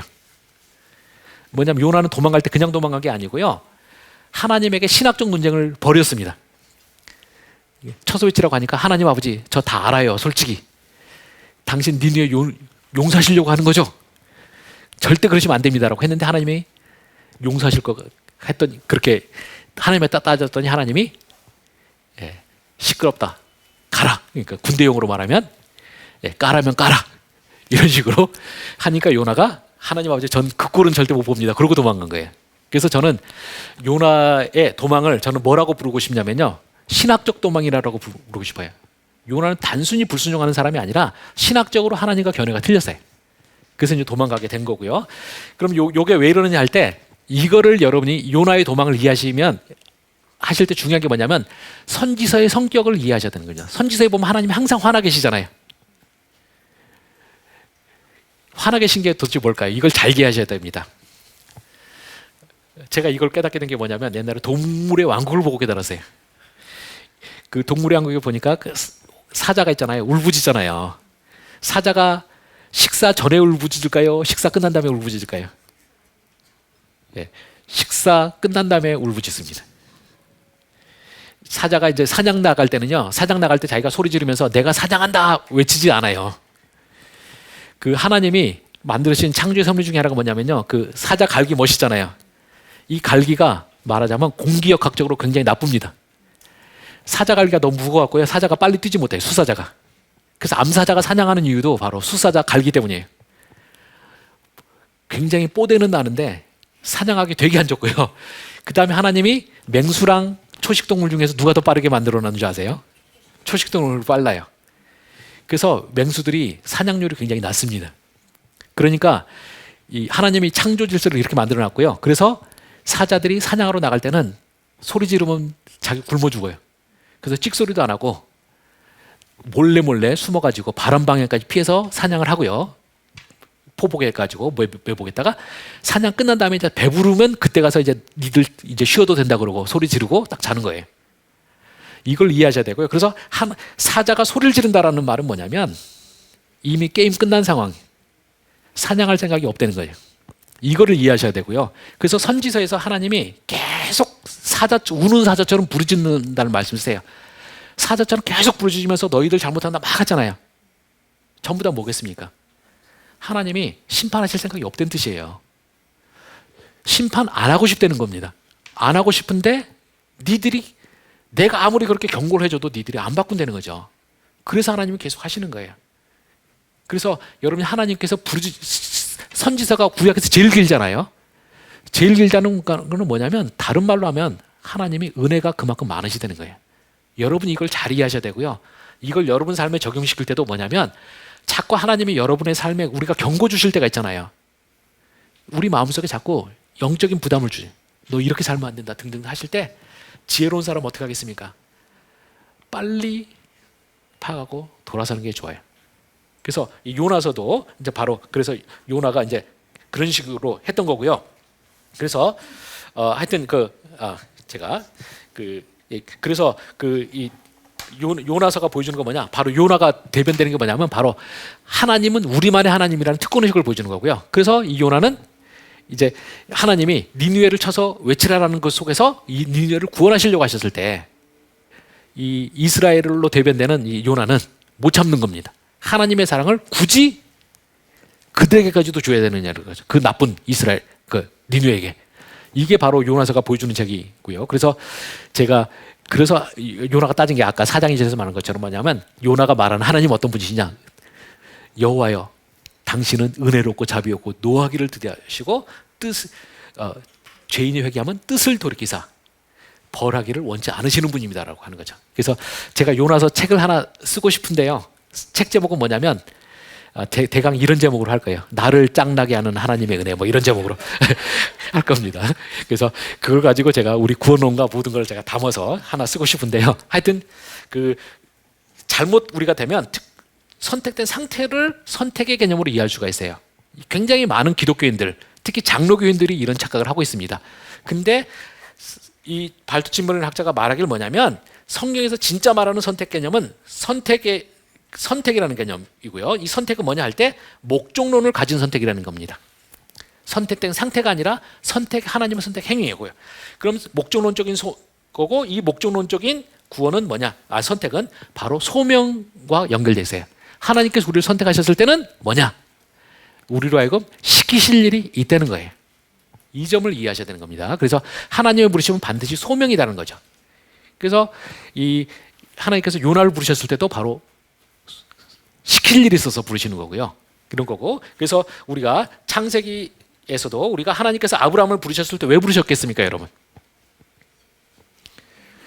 잘 기억하셔야 돼요. 아브라함에게 특별히 너에게 특별한 약속된 백성의 특권을 주고자, 물론 그것도 있죠. 그렇지만 그것보다 더 중요한 건 뭡니까? 아브라함에게 시킬 일이 있으시기 때문에 부르신 겁니다. 그럼 시킬 일이 뭘까요, 여러분? 창세기 12장 1절부터 3절에 나오잖아요. 여기서 보시면 뭐 다 아시다시피 너는 본토 아비 친척집을 떠나라. 그리고 2절에 내가 너로 큰 민족을 이루고 내게 복을 주어 내 이름을 창대케 하리니 너는 복이 될지나. 이 1980년대 부흥사들이 제일 좋아했던 구절이에요. 조윤규 목사님들 뭐 이름 막 복이 될지라. 복되라 복받아라 뭐 이렇게 했잖아요. 이 부분이 있어요. 분명히 제가 이걸 부인하지는 않습니다. 그런데 아브라함의 사명이 제일 중요한 건 뭐냐면 사실은 3절에 있어요. 3절에 보시면 3절 끝에 땅의 모든 족속이 너로 말미암아 복을 얻을 것이라라는 거죠. 그래서 하나님께서 아브라함을 부르신 이유는 뭐냐면 땅의 모든 족속이 너로 인해서 복을 받게 만들겠다는 겁니다. 그래서 하나님께서 아브라함 부르셨을 때는 온 세상의 구원을 위해서 부르신 거지 절대 이스라엘만의 조상이 돼가지고 그들을 구원하시고자 하신 게 아니라는 걸 여러분이 아셔야 돼요. 이걸 잘 보셔야 되고요. 그래서 여러분이 이걸 아브라함의 선택을 사명이라는 개념으로 이해하시잖아요. 그러면 굉장히 창세기가 달라질 수 있는데 이 너로 인해서 천하 만민이 복을 얻으리라는 이 아브라함에게 주셨던 이 소명이 언제부터 성취됩니까? 성경에 나오는 구속사에서 언제부터 시행되죠? 예, 지금 막 조용조용들 말씀하시는데 이게 우리 한국인들의 특징. 틀릴까봐 틀리면 창피는 내 몫이다 해서 안 하시는데 이제 그냥 제가 그냥 저희 경험상으로 하면 성도님들이 딱 그러니까 이 저희 청중들이 딱 떠올리는 게 뭐냐면 사도행전 1장 8절 같은 거예요. 그러므로 땅 끝까지 이르러 뭐 이게 복음을 전하라 뭐 이런 말씀 또는 마태복음 제일 마지막에 가면 그러므로 너희가 이제 세례를 받고 천하 만민을 이제 이렇게 복음 전하라 이런 말씀을 가지고 하는데 제 창세기 책에서 제일 중요한 거는 뭐냐면 이 소명은 언제부터 이루어지냐 할 때 아브라함 당대부터 시행됐다는 겁니다. 그래서 저는 제가 지지난주에 그 성서윤용 가서 이거 강의하다 왔는데요. 그 우리가 성경에 보시면 창세기에서 비극적인 인물로 많이 꼽는 사람들이 누굽니까? 여러분 딱 보시죠. 창세기 비극적인 인물 한번 떠올리는 인물들이 누구예요? 하갈, 이스마엘, 에서 이런 사람이잖아요. 저는 뭐냐면 아브라함 당대부터 이게 시행되어 있다는 거고요. 그럼 시행이 누구 되느냐 할 때 우리가 비극적인 인물로 읽는 하갈, 이스마엘, 에서 같은 사람들이 전부 다 복을 받았다는 거예요. 근데 이들이 왜 복을 받은 사람이냐 하면은 바로 하나님께서 아브라함에 주신 사명 자체가 너로 인해서 천하 만민의 복을 얻으라라고 돼 있다는 거죠. 그래서 제가 이제 뭐 우리가 비극적이라고 읽었던 인물들에 대해서 저는 전부 다 제가 이제 그 주석학적으로 다 이제 논증을 쭉 합니다. 그래서 저는 심지어 에서마저도 복 받은 자다 이렇게 돼 있어요. 그래서 성서윤회원 가서 되게 재밌게 이제 강의하고 왔는데요. 거기까지 가면 우리가 레위기 강의가 아니라 창세기 강의 되니까 요 정도쯤 하겠습니다. 근데 제 강의의 핵심이 이제 뭐냐면 자꾸 우리가 선택 개념을 특권 개념으로 자꾸 하니까 어떻게 되냐 성경에서 우리는 굉장히 많은 비극적인 인물들을 만들어내요. 왜냐하면 내가 선택받았다면 이제 행복이고 선택받지 못하면 다 버림받았다 하는데 절대 성경은 그렇게 기록하고 있지 않아요. 선택받은 자들 통해서 이제 그러니까 말하자면 구속사의 중심 인물들을 통해서 그 주변에 있는 사람이 다 복받는 이야기예요. 창세기는 그래서 하갈, 이스마엘, 에서 이런 사람 다 복받고요. 그래서 계속적으로 창세기 나오는 이방인들이 보면 아브라함 집안과 좋은 관계를 맺으면 전부 다 그 복을 받습니다. 그래서 이런 사람이 복받은 사람이 점점 늘어나다가 창세기 마지막에 가면 요셉을 통해서 주변에 있는 모든 사람들이 다 구원 얻어요. 그러니까 구원이라는 게 여기서는 이제 육신적 구원 개념이지만 다 그런 식으로 돼 있습니다. 그래서 창세기 이야기가 전혀 다른 그림이고요. 그래서 저는 이걸 이해하셔야 되고 또 이걸 이해하고 나면 어떻게 되냐? 창세기에 있는 그 하나님께서 이렇게 소명 주시고 복 주시는 것 중에서 제일 잘못된 그 복 중에 하나가 뭐냐? 이삭이 에서한테 몰래 주려고 했던 복이 엉터리 복이라는 거예요.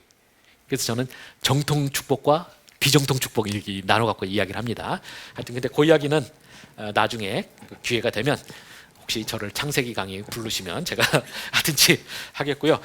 그래서 여러분들이 선택 개념을 먼저 이해하셔야 되고요. 그래서 우리의 선택은 소명을 위한 것이다라는 걸 먼저 이해하시고 그러면 그 상태에서 이제 내가 선택받으면 내가 하나님의 구원이 주어지잖아요. 구원 개념할 때 반드시 또 알아셔야 되는 게 뭐냐면 우리가 구원을 굉장히 잘못된 개념으로 이해한다는 겁니다. 구원을 너무 좁게 이해하는데요. 이 구원을 좀 더 넓혀서 이해할 필요가 있습니다.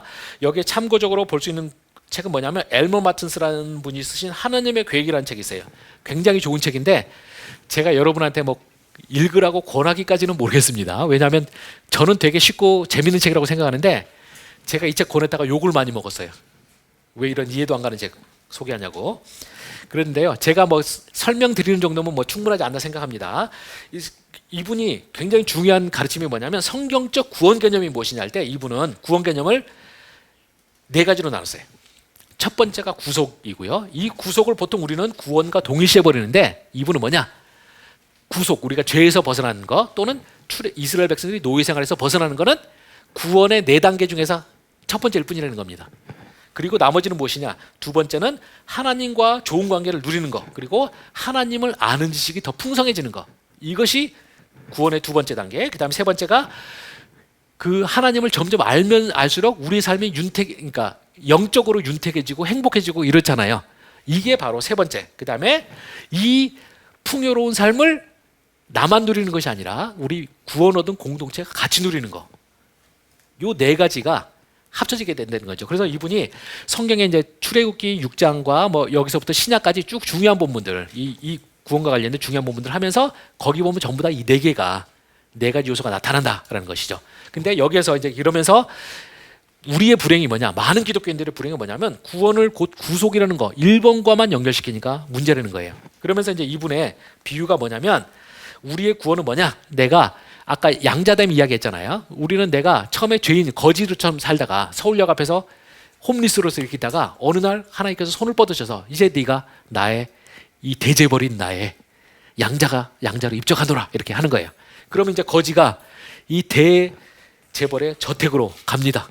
근데 여러분이 서양 그 홈얼론 아니죠 뭐지 홈얼론인가요?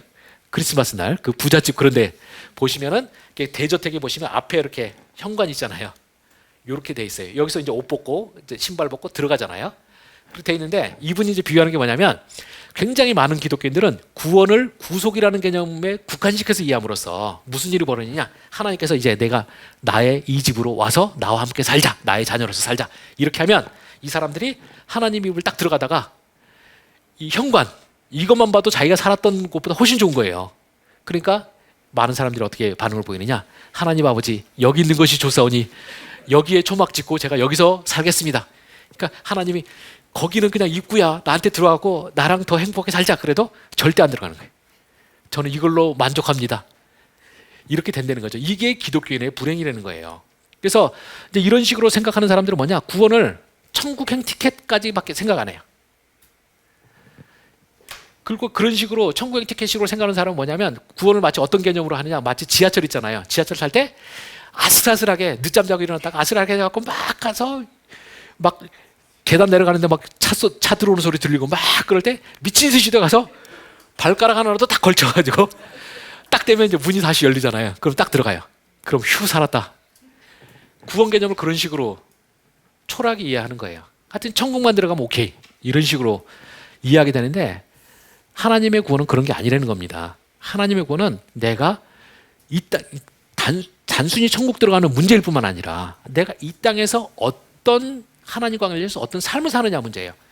근데 내가 진짜로 제대로 된 구원을 얻으면 하나님은 처음에 뭐 사형리가 됐던 뭔가를 전도를 받아서 하나님을 알게 돼요. 처음에 하나님 믿었는데 이 하나님이 1년 지나고 2년 지나면서 경험을 해보면 더 좋은 거예요. 그래갖고 이분과 교제를 나눌 수 있다는 것이 너무 행복해지는 거고요. 또 이렇게 하면서 내가 하다 보니까 점점 하나님에 대해서 더 깊은 데를 알게 돼요. 그래서 쭉 해서 점점 더 행복해지는 거죠. 즉 그렇게 되고 또 그렇게 하니까 내 삶에 주어지는 거 어떤 것이 나를 하여금 굉장히 윤택하게 내 삶이 영적으로 또는 뭐 하나님께서 기회 허락하시면 육적으로 윤택하게 사는 거고 또 그렇게 사는데 그것이 너무 좋은데 이것을 나만 구원 얻는 게 아니라 옆에 있는 사람들까지 구원 얻고 그 사람들이 또 하나님을 잘 믿고 하는 거 보면 너무너무 행복해지는 거예요. 이게 바로 성경적 구원이에요. 그래서 저는 이와 관련해서 굉장히 좋아하는 이야기 중에 하나가 뭐냐면 미국의 윌로우 크릭 철치 있잖아요. 거기 빌 하이벨스 목사님 너무 바빠서 기도할 수 없습니다. 뭐 이런 최근에도 책 쓰신 분 있죠. 그분이 원래 그냥 작은 교회에 청소년 사역자였다가 갑자기 이런 몇만 명짜리 교회를 이제 이끌게 된 건데 그래서 그분 이제 목회 세미나 테이프가 되게 중요했어요. 근데 그것을 제 친구가 워낙 그분 매니아여가지고 제가 미국에서 차 없던 시절 차만 타면 그 빌하이벨스 목사님 그 목회 세미나 테이프를 듣게 돼갖고 제가 참 많은 걸 많이 들었었는데 그 중에서 제일 기억나는 이야기가 뭐냐면 그 빌하이벨스 목사님 교회 이제 교회 다락방에 어느 날 전과자가 하나 들어왔어요. 근데 이 전과자가 그동안도 인생에 밖에서 산 기간보다 감옥에서 산 기간이 더 많은 친구인데 젊은 친구인데도 불구하고 그런 친구인데 이 친구가 어느 날도 사고 친 상태에서 이 교회와 연결돼가지고 교회를 나온 거예요. 그래서 다락방에 있는데 이 사람이 거기서 구원 얻은 사람들과 이야기를 나누는데 너무 좋은 거예요. 그래서 어느 날 자신의 고백을 합니다. 저 이런 사람이고 실제로도 제가 이 교회 나오기 얼마 전에 죄 졌습니다. 그리고 죄값 안 치렀습니다라고 했어요. 이렇게 했을 때 교인들이 어떻게 했겠습니까? 그 다락방 형제자매들이 그 교회에 거듭난 성도들이 했던 신앙의 형태로서 했던 그 이 죄인의 고백을 들었을 때 한 첫 번째 일은 뭐냐면 형사고발해갖고 감옥에 보냈어요. 황당하죠. 근데 그냥 한 게 아니라요. 이 형제에게 이야기했어요. 당신이 죄 지은 거에 대해서 하나님의 공의를 받길 바란다는 거죠. 그래서 벌을 받아라 했고 감옥에 가서 죄값을 치르라고 했어요. 그리고 그 형제가 자기를 그렇게 사랑해 준 그 공동체의 뜻을 받아서 자기가 직접 자수해서 감옥에 갔어요. 감옥에 가면서부터 진짜로 하나님의 공동체에 힘이 발휘되기 시작한 거예요. 그 성도님들이 그 형제를 감옥에 있는 동안 엄청나게 잘 케어해 준 거예요. 다 면회가고 계속적으로 돌봐주고 하면서 계속 네가 나오기만 하면 우리가 너를 진짜 우리가 다 함께 천국을 같이 경험하자 이런 식으로 해가지고 해서 나왔을 때 나온 날 그 다락방에서 가장 큰 잔치를 벌여준 거예요. 모든 사람들 다 불러가지고 좀 이따 나중에 하게 되면 오늘 화목제에서 나눌 것처럼 하나님 앞에서 평안을 누리는 잔치를 어마어마한 잔치를 하고 한 거예요. 그러므로 해서 한 사람이 세상의 원망 가지고 죄 지었던 사람이 완전히 하나님의 백성으로 들어오게 되고 그걸 다 같이 누리게 되는 거죠. 그래서 사람이 진정으로 달라지게 되는 이 경험을 하게 해준 겁니다. 저는 그게 진짜로 교회가 할 일이고 그게 진정한 구원의 일부예요. 그리고 이것을 여러분이 이해하셔야 되고요. 그래서 우리가 구원은 단순히 내가 죄로부터 벗어나고 천국행 티켓 하는 문제가 아니라 이미 내가 이 땅에서 누리는 거예요. 그래서 진정한 성경적 구원을 하시면 여러분 어떻게 되느냐? 천국 내가 나중에 우리의 구원은 성경이 가르치는 구원은요. 내가 어느 날 사형리 같은 거 듣고 내가 전도받아서 구원의 고백, 신앙 고백하고 하나님께서 나를 칭의로 하셨다고 한 다음부터 죽을 때까지 지긋지긋하게 지루하게 천국 들어갈 날만 기다리고 있는 게 기독교적인 구원의 개념이 아니에요. 이미 내가 구원 얻은 사람은 지금 이 땅에서 이 순간에 여러분이 천국을 경험합니다. 그리고 내가 경험하게 될 천국이 얼마나 위대한지를 경험하게 되고 그 삶을 살다가 죽어서 가보니까 하나님이 내가 이 땅에서 이미 놀랍게 경험해서 더 이상 바랄 것도 없을 만큼 누렸던 그 구원을 더 크게 상상을 초월하는 방식으로 다시 누리게 되는 게 성경적 구원이라는 걸 여러분이 아셔야 돼요. 이거고요. 이 개념을 여러분이 아시고 이것이 성경적 구원이라는 걸 받아들이시면 우리가 형의 문제를 해결할 수 아까 탕자에 비해서 형의 문제를 해결할 수가 있어요. 형이 진짜로 자기 아버지와 바른 관계를 누리고 아버지의 일을 하는 것이 수고의 개념이 아니라 내가 아버지와 교제를 나누고 아버지의 그 선하심을 알고 아버지가 얼마나 훌륭하신 분인지를 알고 그분 일을 도와주는 것이 나에게 축복이라는 생각을 계속 했던 사람이라면 어떻습니까? 자기 동생을 볼 때 어떻게 생각하겠어요? 나는 여기서 죽자사 일만 하고 있는데 동생은 돈 갖고 와서 흥청망청 논다 이게 아니죠. 동생은 자기 아버지를 떠난 순간부터 아버지와 관계가 끊어졌어요. 아버지에 대한 지식도 끊어졌어요. 그만큼 아들은 손해본 거예요. 둘째 아들은 손해본 거죠. 그리고 큰형이 그렇게 둘째 아들 그런 시각에서 바라보면 둘째 아들은 굉장히 불쌍한 존재가 되는 거고 그 동생이 돌아왔을 때 큰형은 진정으로 기뻐할 수가 형은 기뻐할 수 있게 되고 그렇게 기뻐하는 마음을 가질 수 있는 진정한 구원을 누리는 형이었다면 아버지가 동생이 돌아왔다고 해서 염소 한 마리 잡은 거에 대해서 불만을 가졌을 거예요. 아버지 그렇게 돈 많으신 분이 염소 한 마리가 뭡니까? 염소 때 다 거덜냅시다 이래가지고 국가적 잔치로 갑시다 이런 식으로 됐을 거라는 겁니다. 이게 성경에서 말하는 구원의 이야기예요. 그래서 저는 여기 이제 목회자들도 많으신데 저는 우리 목회자들이 가르쳐야 될 구원은 바로 이겁니다. 내가 이미 이 땅에서 미리 맛보는 천국 이거를 하게 되는 거고요. 이게 돼야지만 성도님들이 제대로 된 걸 할 수가 있어요. 제가 이걸 할 때 제가 한 가지 굉장히 흥미로운 이야기를 들었었는데 어느 목사님이 그 이야기하셨던 거라고 합니다. 그 강남에 굉장히 잘 나가는 어떤 교회가 있었는데요. 그 교회에 어느 날 40대 정도의 굉장히 아리따우고 잘 차려입은 여인이 딱 교회를 나온 거예요. 이 여인의 정체가 뭐냐? 강남의 최고의 그 클럽의 마담이었어요. 근데 이 여인이 나와가지고 교회 생활을 하는데 엄청 열심히 하는 거예요. 이 여인을 볼 때 그 교회의 여성도님들이 어떻게 했습니까? 담임 목사님이 그 관찰을 좀 해보니까 교회 분위기가 아주 요상해지더래요. 그때 이제 담임 목사님이 그 여성도님들이 가지는 그 이상한 그 감정적 그 분위기 이걸 쭉 분석해 보니까 이제 이렇다는 겁니다. 그 이 성도님들은 그러니까 교회에 열심히 살던 그 성도님들은 그동안 큰형처럼 산 거예요. 내가 천국 가기 위해서 지금 나도 일단 그분들도 인간적 욕망이 없지 않았겠죠. 나도 한번 나대고 싶고 이런 사람 저런 사람 만나고 싶고 뭐 좀 한번 그냥 원 없이 놀아보고 싶고. 근데 이 모든 것을 다 천국 가고자 하는 열망 하나로 참고 견디고 금욕을 하고 했는데 이 여자는 그걸 다 누려본 거예요. 하여튼 우리나라에서 잘난 남자 다 만나보고 돈 많은 사람 다 만나보고 돈으로 살 수 있는 거 다 사보고 막 해서 근데 이제 그 여자가 거기만 머물렀더라면 우리 교회 안에 있는 그 성도님들은 그래 너는 그러다가 넌 영원히 멸망할 거니까 이러고 말았을 텐데 그 영원히 멸망할 것 같은 이 여자가 세상을 다 누리다가 거기서 이제 퇴물이 되니까 교회 와갖고 이제 천국도 잡겠다고 세상을 잡았던 여자가 천국도 잡겠다고 나서니까 이제 당황해진 거죠. 근데 여자가 교회 와갖고 그냥 한 것도 아니고 엄청 열심히 믿는 거예요. 그러니까 이제 교회 성도들이 불안해진 거죠. 이 여자보다 우리가 나은 거는 딱 천국 티켓 하나인데 이 여자가 세상의 티켓도 잡고 천국 티켓도 잡으면 우리는 뭐냐 그동안 바보냐 이렇게 되는 거고요. 이런 식으로 우리가 구원론을 그러니까 뭐죠 가난한 구원론을 가지면 이제 이런 일이 벌어지게 돼요.